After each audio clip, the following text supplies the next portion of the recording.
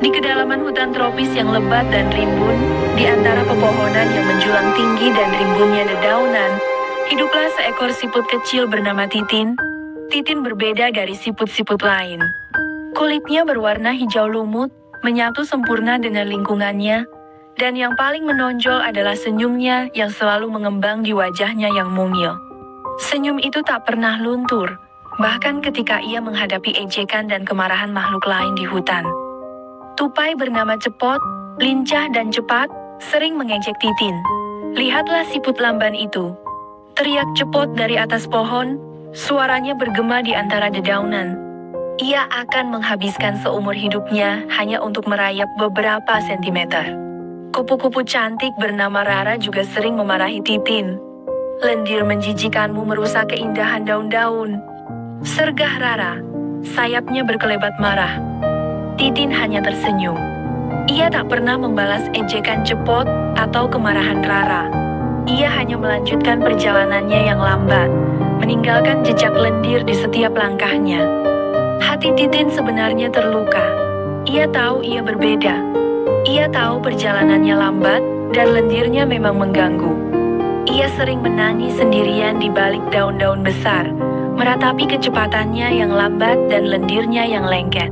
Namun, setiap kali air mata jatuh, Titin selalu menghapusnya dengan lembut dan tersenyum kembali. Ia berjanji pada dirinya sendiri untuk tetap ramah dan baik kepada semua makhluk di hutan, tak peduli bagaimana mereka memperlakukannya. Suatu hari, terjadilah kebakaran hutan. Api menjalar dengan cepat, membakar semak-semak dan pepohonan. Hewan-hewan berlarian panik, berusaha menyelamatkan diri. Cepot, dengan kecepatannya, berhasil menyelamatkan diri dengan mudah. Rara, dengan sayapnya yang kuat, juga terbang menjauh dari api. Namun, banyak hewan kecil yang terjebak dan tak mampu menyelamatkan diri.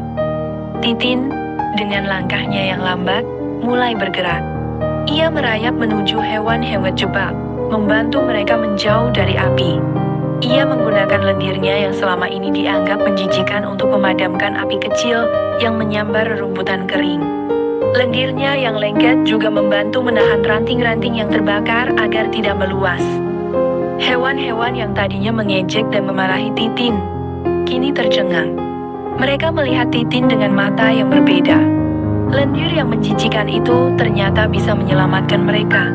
Kecepatan yang lambat itu ternyata memberikan Titin waktu untuk membantu satu persatu hewan yang terjebak. Setelah api padam, hutan menjadi sunyi. Banyak hewan yang kehilangan rumah, tetapi mereka selamat.